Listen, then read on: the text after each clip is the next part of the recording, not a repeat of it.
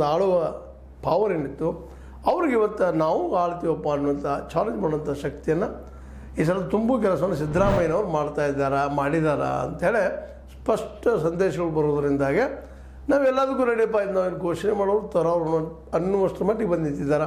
ಆ ಹಿಂದೆ ದೊಡ್ಡ ಫೋರ್ಸ್ ಆಗುವಂಥದ್ದು ಎಲ್ಲ ಕಾಣ್ತಾ ಇದ್ದಾವೆ.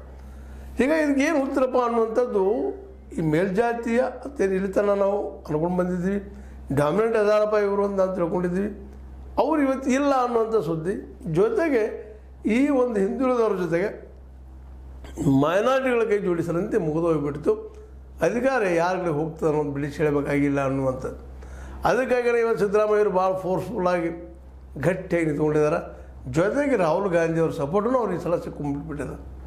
ಈ ಮೊದಲಾಗಿದ್ದರೆ ಏನಾಗ್ತಿದ್ದಪ್ಪ ಅಂದರೆ ಇಂದಿರಾ ಗಾಂಧಿಯವ್ರ ಕಾಲಕ್ಕಾಗಿರ್ಬೋದು, ರಾಹುಲ್ ಗಾಂಧಿಯವ್ರ ಕಾಲಕ್ಕಾಗಿರ್ಬೋದು, ಮತ್ತಾರ್ದು ಕಾಲಕ್ಕಾಗಿರ್ಬೋದು, ಆ ಸಂದರ್ಭದಲ್ಲೇ ಈ ಮೇಲ್ಜಾತಿಯ ಜನ ಅವ್ರ ಮೇಲೆ ಪ್ರೆಷರ್ ಮಾಡಿ ಅದು ಹಿಂದೆ ಸರಿಸೋದಕ್ಕೆ ಪ್ರಯತ್ನ ಮಾಡ್ತಾಯಿದ್ರು.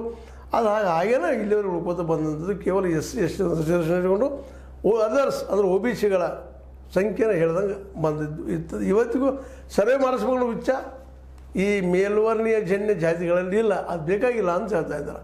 1931ರಲ್ಲಿ ಏನು ಜಾತಿ ಗಣಿತ ಆಗ್ಯದ ಅದ ನಂತರದ ಜಾತಿ ಗಣಿತ ಆಗಿಲ್ಲ. ಇದಕ್ಕೆ ಕಾರಣ ಇದೆ ನಮ್ಮ ಡಾಮಿನೆನ್ಸಿ ಮುರಿಬಾರದು ಅಂತೇಳಿ. ಬಟ್ ಕಾಲ ಯಾರನ್ನೂ ಕೇಳೋದಿಲ್ಲ, ಸಮಯ ಯಾರನ್ನೂ ಕೇಳೋದಿಲ್ಲ. ಅದು ಬರೋದನ್ನು ಇಂದಿಲ್ಲ ನಾಳೆ ಇವಾಗ ಸಿದ್ದರಾಮಯ್ಯರಿಂದ ಮುಂದೆ ಹಾಕಿಸ್ತಾ ಹೋಗ್ತಾ ಇರ್ಬೋದು. ಅದು ಈಗಂತೆ ಸಿದ್ದರಾಮಯ್ಯರಿಗೂ ಸ್ಪಷ್ಟ ಆಗ್ಯದ, ಅವ್ರ ಜೊತೆಗಾರರಿಗೂ ಸ್ಪಷ್ಟ ಆಗ್ಯದ, ನಾವು ಡಾಮಿನೆಂಟ್ ಇದ್ದೇವಪ್ಪ ಇಲ್ಲ, ನಾವು ಮನಸ್ಸು ಮಾಡಿದ್ರೆ ಆಡಾಯ್ತು ನಮ್ಮ ಕೈಲಿ ಉಳಿತದೆ ಅನ್ನುವಂಥದ್ದು. ಅದ ಇವತ್ತು ಸಂಕಟ ಆಗಿಬಿಟ್ಟದು. ಇವತ್ತು ಅಂಥ ದೊಡ್ಡ ಲೀಡರ್ ಲಿಂಗಾಯತರಲ್ಲೂ ಇಲ್ಲ, ಒಕ್ಕಲಿಗರಲ್ಲೂ ಇಲ್ಲ. ಒಕ್ಕಲಿಗರಲ್ಲಿ ನಮ್ಮ ದೇವೇಗೌಡರಿದ್ದಾರೆ, ನಿಧಾನಕ್ಕೆ ಮೂರು ಗುಂಪು ಆಗ್ತಾಯಿದ್ದಾರೆ, ವಯಸ್ಸಾಗಿದೆ, ಮಕ್ಕಳ ಬೆನ್ನತ್ತೆ ತಮ್ಮ ಮೊದಲನೇ ಹಿಡಿತವನ್ನು ಕಳ್ಕೊಂಡಿದ್ದಾರೆ. ಇನ್ನು ಯಡಿಯೂರಪ್ಪನವ್ರ ಸಹಿತ ಅದ ಪರಿಸ್ಥಿತಿ ಅದ. ಯಡಿಯೂರಪ್ಪನವ್ರು ಲಿಂಗಾಯತ ಲೀಡರು, ಉಳಿದವ್ರು ಯಾರಿದ್ದಾರೆ ಇವತ್ತು? ನಮ್ಮ ಯತ್ನಾಳ್ ಸಾಕಷ್ಟು ಹೇಳ್ಕೊಂಡ್ರು, ಇನ್ನೂ ನಾವು ಲಿಂಗಾಯತ ಲೀಡರು ಹಾಗೆ ಹೀಗೆ ಅಂತೇಳಿ. ರಾಜ್ಯ ಮಟ್ಟದ ಲೀಡರಾಗಿ